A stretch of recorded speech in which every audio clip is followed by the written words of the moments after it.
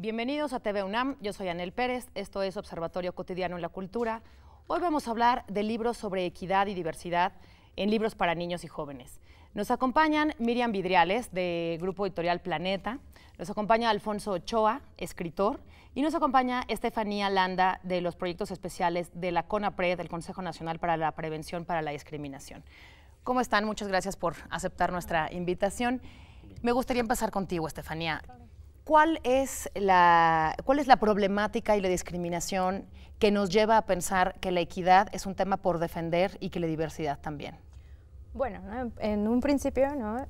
Estamos situados en México, ¿no? Y México tiene esta cualidad muy particular de ser un país pluricultural, ¿no? En donde convergen diversidades culturales, diversidades sexuales, diversidades de todo tipo, ¿no? Y esto nos hace a nosotros repensar cómo romper los estereotipos, ¿no? Cómo trabajar sobre la no discriminación y así conseguir, ¿no? que las nuevas generaciones, ¿no? puedan desenvolverse en un país con mucho menos estigmas, ¿no? que puedan ser ellos de mejor manera. Nosotros en el Consejo, ¿no? realizamos ahora una investigación que tiene que ver justamente sobre cómo caminar, ¿no? a través de la ruptura de los estereotipos, de los estigmas, de los prejuicios, y esta investigación, ¿no? tiene la relación justamente de la literatura infantil en un sentido como una herramienta que nos permite justamente hacer ese quiebre de una manera lúdica, ¿no?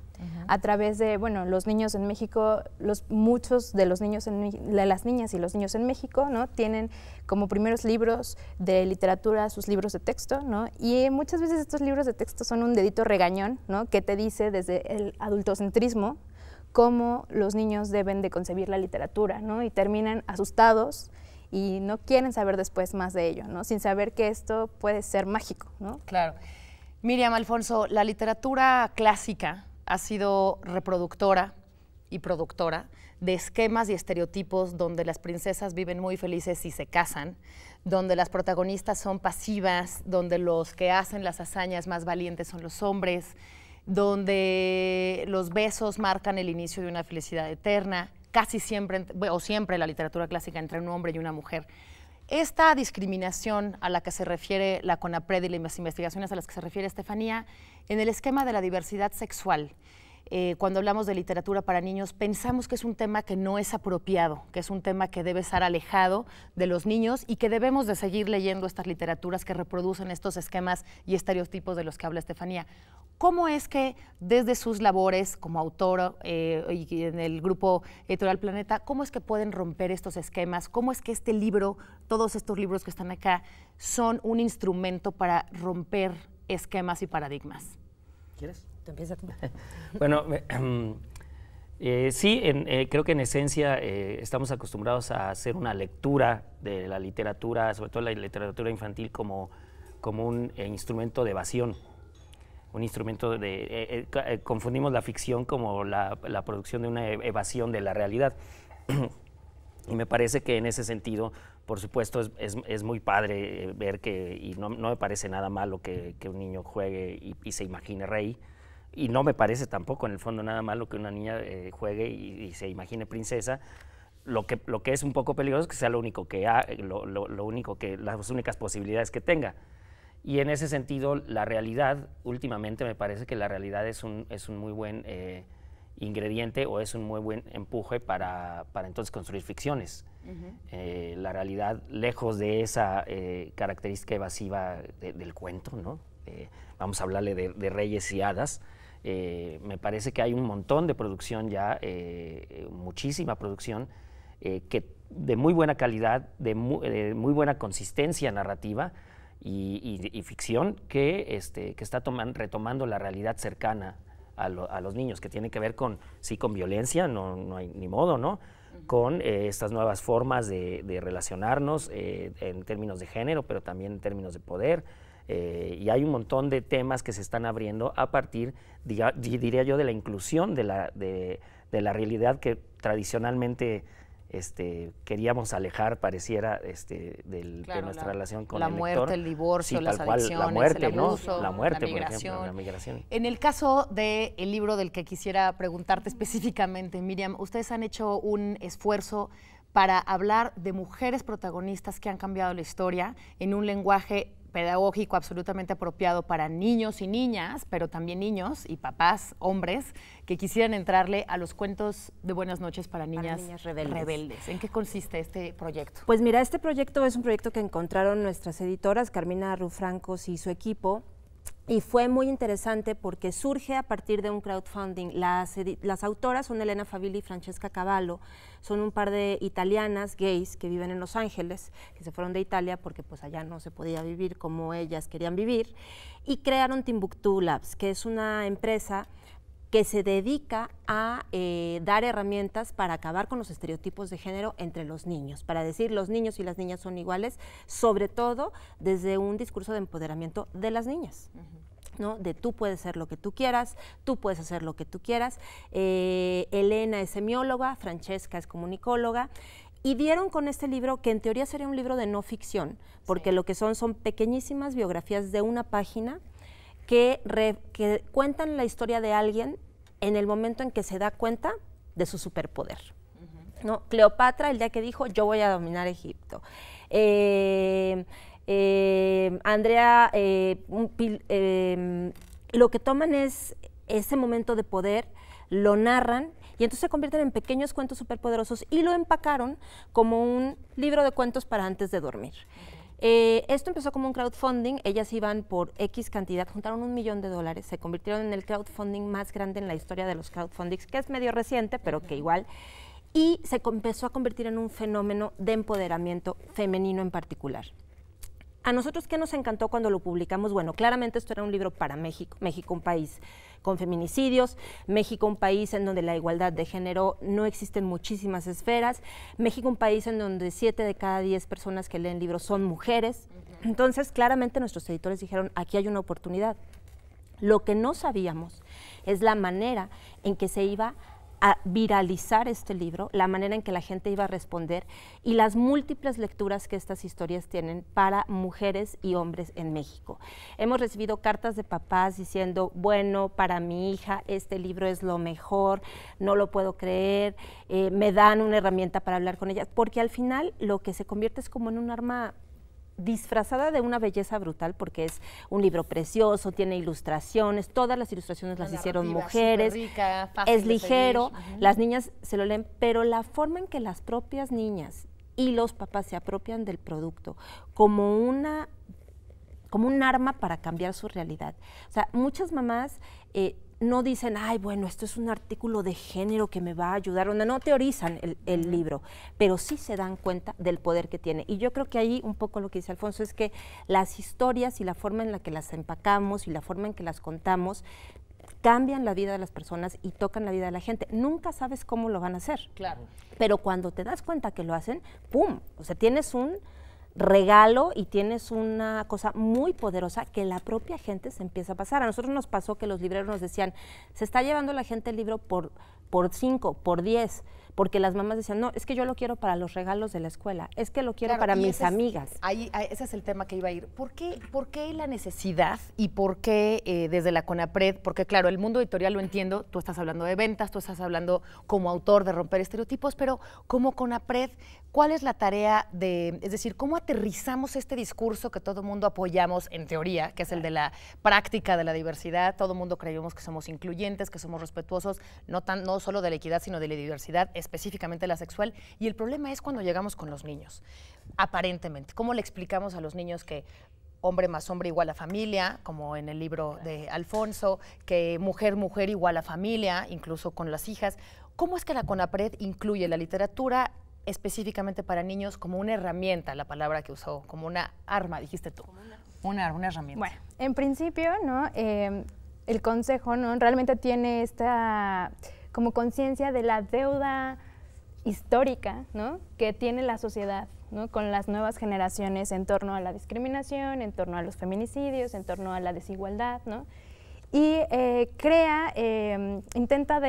es decir, el Consejo está armado con talleristas, ¿no? También gente que va en situ, ¿no? A las escuelas, y entonces entiende las problemáticas desde viva experiencia y deciden construir con distintos autores e ilustradores en un principio 2 colecciones de cuentos, ¿no? Entonces, estos discursos, ¿no? Que puede ser muy amplio, la diversidad es muchas, ¿no?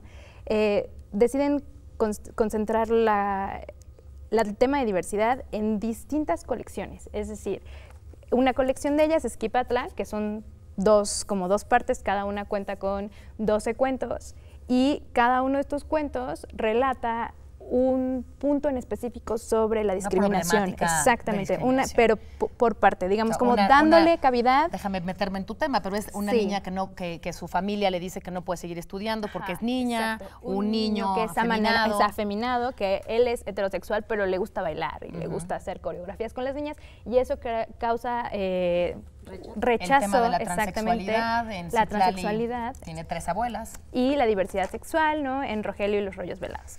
Pero esto es un complemento de otros cuentos más, ¿no? Que hablan de otros tipos de diversidades e inclusión.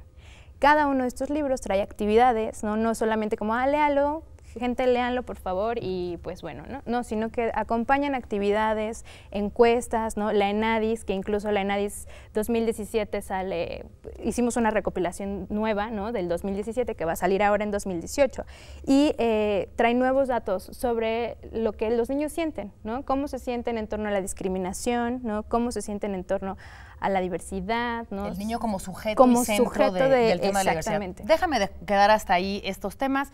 Vamos a volver, pero antes de irnos quiero platicarles que vamos a regalar algunos libros que nos regalan la Editorial Planeta, la Fundación SM y Fondo Cultura Económica. Los vamos a estar regalando a través de dinámicas en redes sociales, en @TVUNAM, en Instagram @TVUNAM oficial y en Facebook @TVUNAM oficial.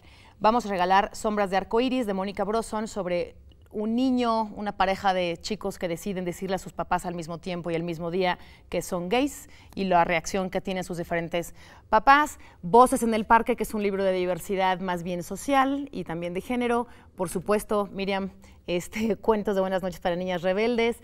Por allá está Anthony Brown con una fantástica interpretación de Los 3 osos y Ricitos de Oro en esta idea de las familias monoparentales y las que no lo son.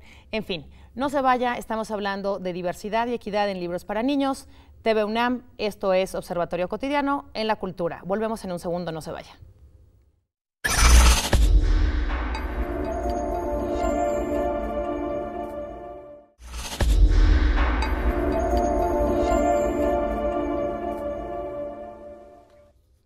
Estamos de regreso hablando de diversidad sexual y equidad en libros para niños. Recuerda que vamos a regalar libros, síganos en las redes oficiales de TVUNAM. Nos estamos platicando, Estefanía, de cómo la CONAPRED ha hecho un esfuerzo para pensar cómo es que la propia infancia percibe la discriminación desde la mente de la infancia. Exactamente. O sea, estamos muy acostumbrados, y esto pasa muchas veces en las instituciones oficiales, ¿no? Que nosotros tenemos que decirles a los niños cómo comportarse, ¿no? El adultocentrismo. El adultocentrismo que había mencionado. Y la realidad es que no, ¿no? Los niños van mucho más allá de lo que los adultos, ¿no?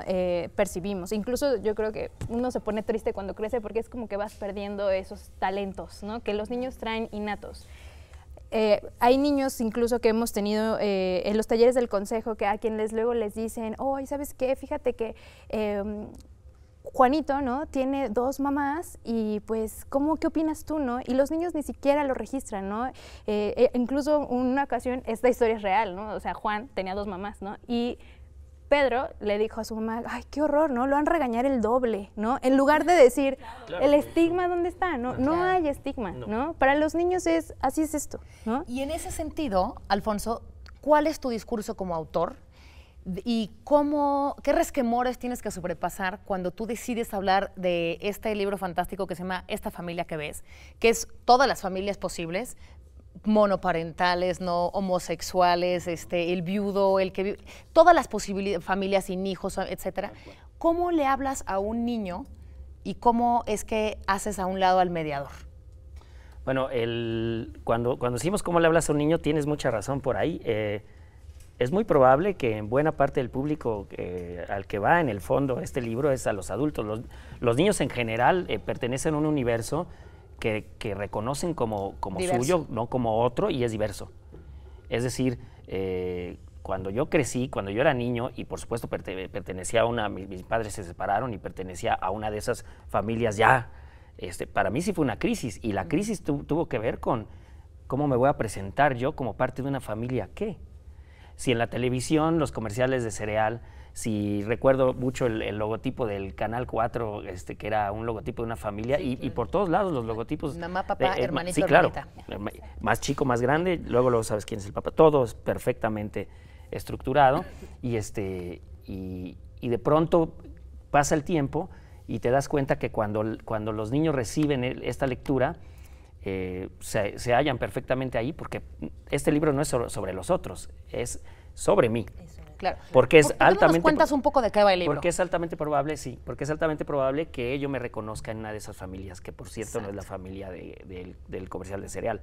El libro es un libro muy sencillo, es un libro rimado, ¿no?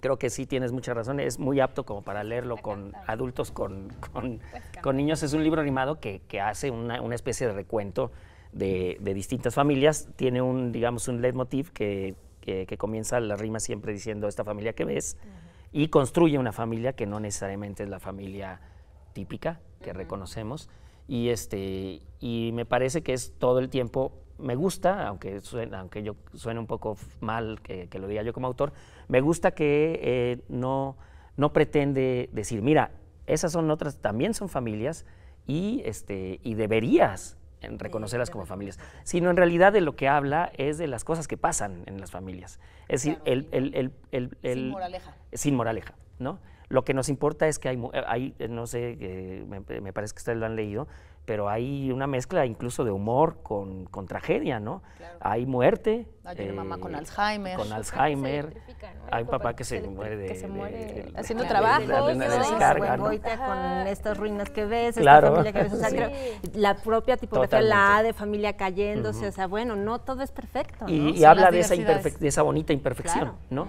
Y en el caso del tema de género hay dos textos que lo tocan, que es hay más, pero una que es una familia de dos mujeres, que lo bonito de la familia de dos mujeres es la relación que tienen, ¿no?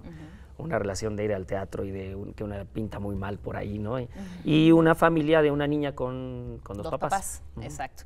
En ese sentido, el tema de la diversidad está dispuesto en una diversidad de las familias. Sí. En el caso tuyo, Miriam, en el caso de ese libro específico, que por cierto creo que llevamos por el segundo volumen, ya está el no segundo nos los volumen. trajiste, queremos ese pero libro. Pero sí lo van a tener para el regalo. Bueno, hay además algo que me parece interesante y que parece que no está en estos libros, pero que desde luego que está, que es todo lo que ocurre después de esta lectura, todo lo que crece un lector y sus familias alrededor de estos libros. En tu caso, la palabra niñas rebeldes indica, obviamente, una comparación con las princesas felices por siempre, que justamente lo son porque no son rebeldes.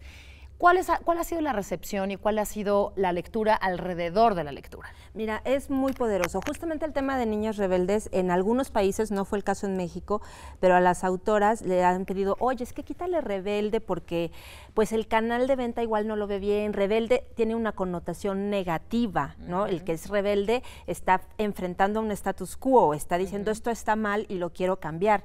Y en ese sentido, bueno, como decía Estefanía, es muy importante que todos estos textos son de mujeres que en un momento de ruptura encuentran su superpoder y dicen, yo aquí voy a cambiar el mundo y voy a cambiar mi mundo. A mí me encanta la experiencia que tuvimos con Eufrosina Cruz, es lo que que es una hay varias mexicanas. Es una de las mexicanas reflejadas en el primer volumen. Y con Eufrosina hicimos una cosa muy bonita en la Feria del Libro Infantil y Juvenil el año pasado. La trajimos para tener una charla. A la FILIG. A la FILIG. Y pensábamos que iba a ser una charla pues bien cálida, interesante, y se convirtió en un consultorio de empoderamiento. No sabes a qué nivel, o sea, las niñas emocionadas, una niña se paró y dijo, yo quiero ser ingeniero mecánico, porque me encantan los coches, y Eufrosina, quiero darte las gracias porque gracias a ti me di cuenta que sí lo puedo hacer. Ay, muy bien. ¿Y a ti te gustan los coches? No mucho, pero eso es lo que quiero hacer. Pero era una niña de 10 años. Había niñas de 6 años y había mujeres de 50. Creo que lo que se convierte el libro es en una herramienta transformadora. Había papás con sus hijas. Eso a mí me llama mucho la atención porque, por ejemplo, una de las discusiones alrededor del libro es, ¿pero es solo para niñas? ¿Por qué no dicen niñas y niños? Muy en el tema de la inclusión. Bueno, aquí se optó por un libro que va dirigido a las niñas y a transformar a sus familias. Cuando hicimos las actividades en Guadalajara, tuvimos a las autoras en la Feria de Guadalajara.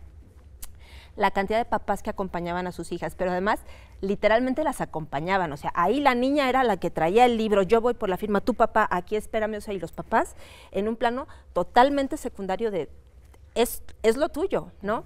Creo que ese tipo de experiencias con los libros es súper poderoso y que no necesitas una teorización de género, de feminismo, como lo decía Alfonso, porque ¿no? la gente se da cuenta, se dan cuenta que aquí hay un poder, que estas historias tienen un poder. Yo con mis hijas he leído estos dos libros mucho. Para mí, la primera señal de que teníamos un libro muy fuerte entre las manos fue el día que llevé este libro a mi casa. Yo llevo libros a mi casa muy seguido, vendo libros, sí. llevo frecuentemente, mis hijas son de, ay mamá, otro libro, qué horror.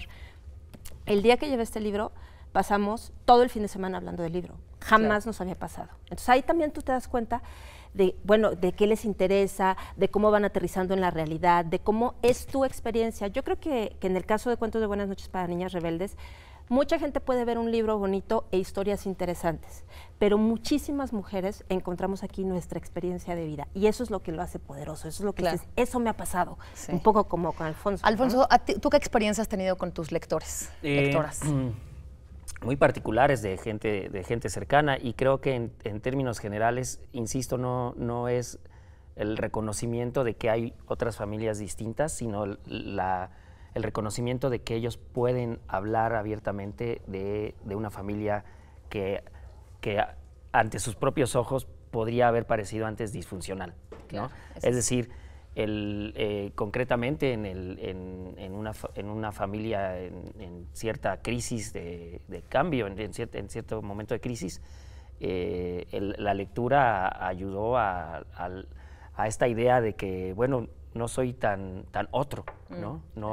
El mundo está lleno de imperfecciones y esas imperfecciones. El mundo es la diversidad. El mundo es la diversidad, ¿no? Y visibilizar la tuya. Y visibilizar la mía. Entonces, creo que así sirve mucho para eso. Diría yo, es más un libro de acompañamiento de la crisis, digamos, de una posible crisis de sentirse otro, de sentirse ajeno al mundo, ¿no? Claro. Porque, insisto, las instituciones, la televisión, todo el tiempo, cada vez menos, afortunadamente, el mundo nos está diciendo, tu familia debe ser rara porque pues, yo no veo el papá por ahí. Claro, ¿no? Ahora me acordaba que de este autor maravilloso que es Anthony Brown y de dos de sus libros, uno es Cambios, no sé si se acuerdan de cuando dicen, es que va a haber cambios y el niño no entiende de qué cambios, el cuento de los cerdos, ¿no? Donde una mamá un buen día amanece y deja un recadito al papá y a los hijos y dice, son unos cerdos, y se va, y está todo asqueroso, y todos los roles que imponen este impedimento de ampliar la diversidad. Antes de irnos, compártenos la liga donde podemos conocer el proyecto de la CONAPRED. Prepárense porque les voy a decir lo mismo, tenemos un minutito y medio. Bueno, en sí pueden entrar a www.conapred.org.mx, ahí están las publicaciones. Todas nuestras publicaciones son gratuitas, son descargables, ¿no? El último cuento que tenemos es, Citlali tiene 3 abuelas, ¿no? Que es sobre una mujer trans, ¿no? Y un día Citlali vivía muy feliz con sus amigas y sus abuelos, hasta que una amiguita le dice, oye, ¿por qué tú tienes 3 abuelas? Como que la cuenta no me sale, ¿no? O sea, yo tengo 2. Hasta ahí dejamos el cuento para darle espacio a los demás, pero, pero así. Para que no haya... ¿Tú tienes alguna red social o quieres...? Sí, estoy en... ¿Un remate que quieras concluir? Sí, estoy en Twitter sobre todo, Alfonso Ochoa, tal cual. El libro, como ya tiene sus años, el libro tal vez sea difícil encontrarlo en librerías, pero yo creo que en línea, en las tiendas en línea, sí lo pueden encontrar. De acuerdo. ¿Algo Bueno, con lo que nosotros Cuentos de Niñas Rebeldes está en todas partes donde vendan libros y también donde no normalmente venden libros. Hay el 1, hay el 2 y somos planetadelibros.com.mx, planeta.mx en todas las redes sociales. Bueno, pues agradecemos también al Fondo de Cultura Económica con todos estos libros que nos regalan específicamente para hablar de diversidad. Creo que merece muchísimo la pena, de Mónica Brosson, una de nuestras autoras mexicanas favoritas, ilustrado además por en este caso es Guridi, que ya no hablamos de la ilustración, que ese hubiera sido también un tema fantástico, cómo mostramos las imágenes de la diversidad. Síganos entonces en las redes sociales de TV UNAM, en Twitter, en Facebook, en Instagram, y estamos regalando los libros. Nos despedimos con una frase. La inclusión amplía tu mundo. Muy bien. Leer es un arma, leer y escribir es un arma y una herramienta para entender el mundo. El mundo diverso. Yo les leo la dedicatoria de este libro. A todas las niñas rebeldes del mundo, sueñen en grande, aspiren a más, luchen con fuerza y si dudan, recuerden esto, tienen razón. Buenísimo. Muchísimas gracias a los tres. Gracias.